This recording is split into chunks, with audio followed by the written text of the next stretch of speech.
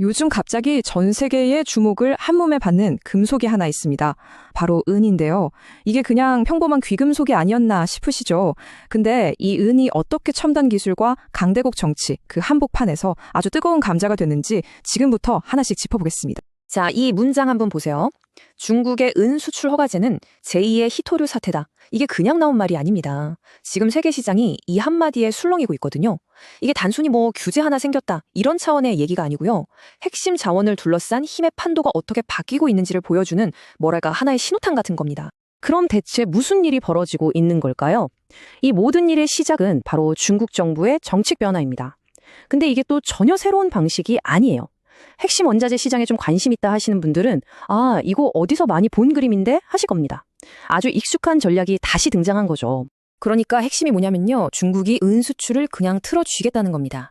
이제부터는 국가가 지정한 기업만 그것도 매번 건건이 허가를 받아야만 은을 수출할 수 있게 된 거죠. 이게 2026년부터 시행되는데 사실상 누가 언제 얼마나 은을 가져갈 수 있는지 중국이 마음대로 조절할 수 있는 아주 강력한 통제 장치를 만든 셈입니다. 단순한 행정 절차가 아니라 전략적인 카드 하나를 손에 쥔 거죠. 보시면 중국이 쓰는 전략 자체는 히토류 때랑 똑같아요. 수출 통제하고 국가 안보 내세우고. 그런데 이번엔 타겟이 은이잖아요. 시장이 반응하는 방식은 완전히 다를 겁니다. 왜냐하면 히토류는 공급망이 좀 복잡하고 불투명한데 은은 어떻죠? 바로 금융시장이랑 연결돼 있잖아요. 그래서 충격이 오면 가격에 아주 즉각적으로 투명하게 드러나게 됩니다. 자, 그럼 계속해서 한번 보죠. 중국이 이렇게 나오는데 왜 전 세계가 긴장하는 걸까요? 그 이유를 알려면 지금 은의 위상이 어떻게 달라졌는지를 알아야 합니다. 우리가 알던 그저 그런 귀금속이 아니거든요, 이제는. 이 그래프 한번 보세요. 정말 극적인 변화를 보여주는데요. 전 세계의 은 수요의 무려 60% 가까이가 산업용입니다. 그러니까 주얼리나 투자 같은 전통적인 수요를 훌쩍 뛰어넘은 거죠.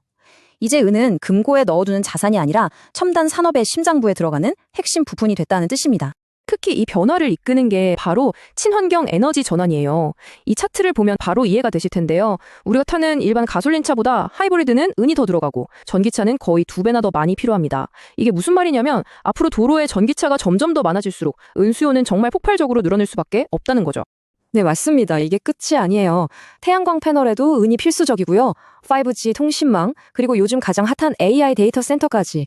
한마디로 미래를 이끌어갈 핵심 기술 삼총사, 그러니까 청정에너지, 5G, AI 모두가 은 없이는 돌아갈 수 없게 된 겁니다. 정말 대체 불가능한 금속이 된 거죠. 자, 정리를 좀 해볼까요? 한쪽에서는 중국이 공급을 틀어주려고 하고 다른 쪽에서는 미래 산업 때문에 수요가 폭발하고 있습니다. 그런데 문제는요. 이런 충격이 가해지기 전부터 은 시장은 이미 위태위태했다는 겁니다. 여기서 우리가 꼭 알아야 할 개념이 바로 구조적 공급 부족이라는 건데요. 이게 뭐냐면 그냥 한두 해의 공급이 좀 모자랐다 이런 수준이 아니에요. 아주 오랫동안 고질적으로 수요가 공급을 계속해서 앞지르는 상태를 말하는 겁니다. 시장의 체력 자체가 약해져 있는 거죠. 그리고 이 숫자를 보세요. 7. 이게 뭐냐면 은 시장이 무려 7년 연속으로 공급 부족 상태였다는 겁니다. 2021년부터 쌓인 부족량만 해도 거의 8억 온스에 달해요. 매년 적자가 쌓이니까 시장이 버틸 재간이 없는 거죠. 아니 그럼 이렇게 부족하면 광산에서 더 캐내면 되는 거 아니야? 라고 생각하실 수 있죠. 근데 여기에 아주 중요한 함정이 있습니다. 전 세계 은의 70%는요. 은만 캐는 광산에서 나오는 게 아니에요. 굴이나 납, 아연을 캘 때 덤으로 나오는 부산물이라는 거죠. 그러니까 은값이 아무리 올라도 정작 메인인 구리 가격이 별로면 광산을 돌릴 이유가 없는 겁니다. 공급을 마음대로 늘릴 수가 없는 구조적인 한계가 있는 거죠. 자, 이렇게 펀더멘털 자체가 취약한 시장에 중국발 쇼크라는 불꽃이 튀면 어떻게 될까요? 네, 바로 폭발하는 겁니다. 엄청난 변동성이 나타나기 시작하죠. 월가에서 은을 뭐라고 부르는지 아세요? 스테로이드를 맞은 금이라고 부릅니다. 이게 무슨 뜻이냐면 금보다 시장 규모가 훨씬 작잖아요? 그래서 똑같은 돈이 들어와도 가격이 훨씬 더 격렬하게, 드라마틱하게 움직인다는 뜻입니다. 그리고 바로 지난 1년 동안 우리는 그 말을 실감할 수 있었습니다. 이 표를 한번 보시죠. 연초 대비 수익률이 52%를 넘었고요. 12월에는 온스당 58달러를 돌파하면서 사상 최고가를 찍었습니다. 당연히 금의 상승세는 가뿐하게 뛰어넘었죠. 이렇게 가격이 널뛰기를 하니까 투자자들은 지금 고민에 빠졌습니다. 그래서 은에 투자를 어떻게 해야 하는가 하는 거죠. 그냥 주식처럼 편하게 ETF로 투자할 것인가? 아니면 이런 지정학적 리스크까지 생각해서 번거롭더라도 실물은을 직접 사서 보관할 것인가? 이 딜레마 자체가 지금 은 시장의 복잡한 상황을 그대로 보여주는 겁니다. 자, 그럼 이제 마지막으로 정리해 보겠습니다. 지금의 시장은 어떤 상황일까요? 말 그대로 여러 요인들이 한꺼번에 몰아치는 퍼펙트 스톰의 한가운데에 있습니다. 생각해보세요. 산업적으로는 없어서는 안 될 필수재라 됐죠. 그런데 공급은 구조적으로 계속 부족합니다. 여기에 강대국이 이걸 전략적인 무기로 쓰려는 움직임까지 보이고 있는 겁니다. 이 세 가지가 완벽하게 맞물려 돌아가고 있는 거죠. 그래서 마지막으로 던지고 싶은 질문은 이겁니다.